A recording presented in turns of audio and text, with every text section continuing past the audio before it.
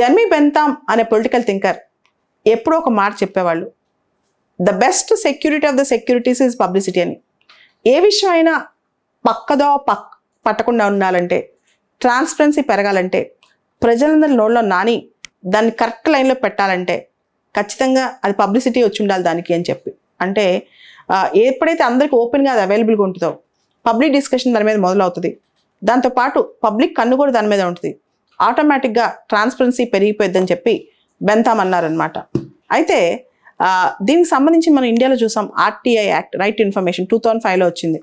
RTI act వచ్చిన తర్వాత పరిస్థితులు చాలా మారాయి. చాలామంది తప్పు చేయాలంటే భయపడుతున్నారు. చాలామంది కరప్షన్ తీసుకుని కొన్ని ఫైల్స్ సంతకాలు పెట్టాలంటే భయపడుతున్నారు. అంతా బాగానే ఉంది. భారతదేశంలో న్యాయ వ్యవస్థలో ఇలాంటి పారదర్శకత ఉందా? ఇది పెద్ద క్వశ్చన్. 99th కాన్స్టిట్యూషన్ అమెండ్మెంట్ సంబంధించిన కేసులో, అంటే ఎంజాక్ కేసులో జస్టిస్ జాస్తి చలమేశ్వర్ ఒక మాట అన్నారు, transparency is the back bone of democracy and judiciary is not an exception to it. పారదర్శకత అనేది ప్రజాస్వామ్యానికి వెన్నెముక లాంటిది, దానికి న్యాయ వ్యవస్థ ఎటువంటి మినహాయింపు కాదని, అంటే న్యాయ వ్యవస్థలో కూడా పారదర్శకత కావాలని చెప్పి. అదేవిధంగా 3 సంవత్సరాల క్రితం సిజేఐ ఆఫీస్ కూడా, the office of CJI is also under RTI అని చెప్పి సిజేఐ చెప్పారు. అప్పటి ఫార్మర్ సిజేఐ, ఇప్పుడు ఫార్మర్ సిజేఐ అనమాట. అంటే న్యాయ వ్యవస్థ కూడా నెమ్మదిగా ట్రాన్స్పరెన్సీ వైపు అడుగులు పెడుతోంది, ఓపెక్నెస్ తగ్గించుకుంటోంది. అదే దిశగా 2018లో సుప్రీంకోర్టు ఒక పిఏఎల్ని స్వీకరిస్తూ ఖచ్చితంగా మనకి ట్రాన్స్పరెన్సీ ఉండాలి, live proceedings of the supreme court ఇవ్వాలి అని చెప్పి సుప్రీంకోర్టు కూడా నిర్ణయించుకుంది. అయితే 4 ఏళ్ళు పట్టిందనమాట లైవ్ ప్రొసీడింగ్స్ స్టార్ట్ అవ్వటానికి. చీఫ్ జస్టిస్ ఎన్వి రమణ గారు రిటైర్ అయ్యే రోజు కొన్ని ప్రముఖమైన కేసులు లైవ్ ప్రొసీడింగ్స్ ఇప్పించారు.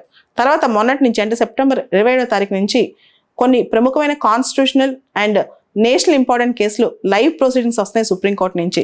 ఇది ఒక అద్భుతం అని చెప్పొచ్చు. దీనివల్ల ప్రజలకి న్యాయ వ్యవస్థ మీద నమ్మకం పెరుగుద్ది, ట్రాన్స్పరెన్సీ పెరుగుద్ది, దాంతోపాటు పబ్లిక్ డిబేట్ పెరుగుద్ది, అండ్ లీగల్ లిటరసీ పెరుగుద్ది, అవేర్నెస్ పెరుగుద్ది.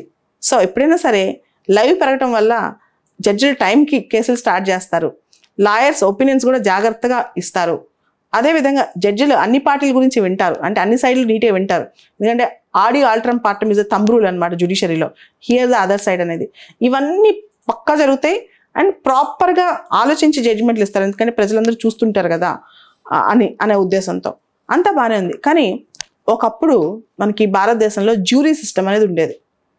జ్యూరీ సిస్టంలో జడ్జిలతో పాటు సంఘంలో ప్రముఖ వ్యక్తులు కూడా కూర్చుని వాళ్ళ ఒపీనియన్ ఇచ్చేవాళ్ళు అనమాట.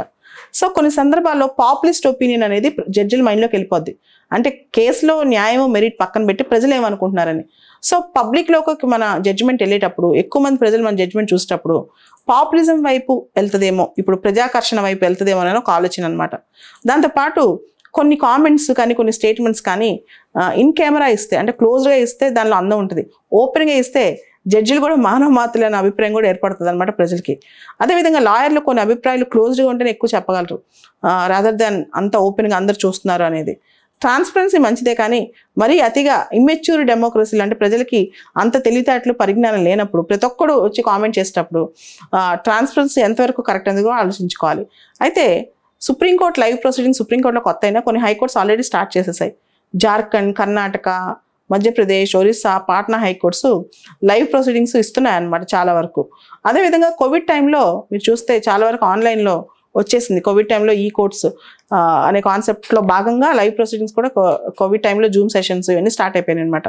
దాంతోపాటు మనం చూస్తే ఈ కోర్ట్ ప్రాజెక్ట్ అనే ప్రాజెక్ట్లో 3rd ఫేజ్ ఈ లైవ్ ప్రొసీడింగ్స్ అని చెప్పొచ్చు.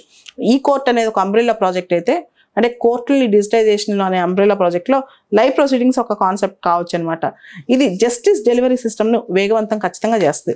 అంటే అతి జాప్యం జరగదు అనమాట. 10 ఏళ్ల క్రితం కేసు జరిగింది, ఇప్పుడు జడ్జిమెంట్ ఇస్తామంటే ఇంకా కుదరదు. అదేవిధంగా సిస్టమిక్ కరెక్షన్స్ కూడా జరుగుతాయి. ఏమైనా తప్పులు జరుగుతున్నా వాటి కరెక్షన్స్ జరుగుతాయి. జడ్జెస్ల డిసిప్లిన్ పెరుగుద్ది, వాళ్ళ యొక్క భాషా ప్రయోగాలు కూడా బెటర్గా ఉంటాయి. అదేవిధంగా ప్రజల్లో రాజ్యాంగం పట్ల, చట్టాల పట్ల ఒక అవగాహన ఏర్పడుతుంది. అండ్ ఫిజికల్ కోర్టులకు వచ్చి కూర్చుని కోర్టు ప్రొసీడింగ్స్ ఇనే పని లేకుండా కోర్టులు కొంతవరకు ప్లేసెస్, అంటే చాలా మంది కేసులు జడ్జిమెంట్లు వినారంటే ప్రతి వాయిదాకి దానిలో బోర్డంత ఖర్చు పెట్టుకుని వెళ్ళి కోర్టులో కూర్చుని మరి వింటారు. వాటన్నిటి ఖర్చు తగ్గుద్ది అనమాట. అయితే ప్రజల్లో ఇన్ఫర్మేషన్ ఎలా వెళ్తుంది అనేది కూడా చూసుకోవాలి. అమెరికాలో రికార్డర్స్ కొన్నిట్లో ఓరల్ ఎవిడెన్స్కి వాటి రికార్డ్ చేసుకోవచ్చు, పూర్తి స్థాయిలో లైవ్ ప్రొసీడింగ్స్ లేవు. ఆస్ట్రేలియాలో లైవ్ ప్రొసీడింగ్స్కి పర్మిషన్ ఉందంట. అయితే డిలే అంటే ఆస్ట్రేలియా లైవ్ ఇవ్వచ్చు, డిలేడ్ ప్రొసీడింగ్స్ ఇవ్వచ్చు. బ్రెజిల్ లాంటి దేశాల్లో కూడా కొంతవరకు ఇస్తున్నారు, కెనడాలో కూడా లైవ్ ప్రొసీడింగ్స్ ఇస్తున్నారు అనమాట. అయితే ఇక్కడ క్వశ్చన్ ఏంటంటే జడ్జెస్ లాయర్స్ దీన్ని ఎలా తీసుకుంటారు, దీన్ని ఏ విధంగా ముందుకు తీసుకెళ్తారని ఫస్ట్ క్వశ్చన్. రెండో క్వశ్చన్, లీగల్ లాంగ్వేజ్ ప్రజలకు అర్థమవుద్దా అంటే Indian constitution, Indian legal structures, Indian judiciary అంటే bench and the bar, lawyers judges. Bench అంటే మీకు తెలుసు, జడ్జెస్, బార్ అంటే లాయర్స్. వీళ్ళందరూ కూడా they suffer with rigidities of legalism. అంటే మన కాన్స్టిట్యూషన్ కానీ, మన చట్టాలు కానీ, మన వాళ్ళు ప్రయోగించే భాష కానీ చక్కటి స్పష్టమైన లీగల్ భాష అనమాట. దీన్ని ప్రజలకి సామాన్యులకి అందుబాటులో అంత ఈజీ కాదు, బాగా చదువుకుంటే తప్పితే లైవ్ ప్రొసీడింగ్స్.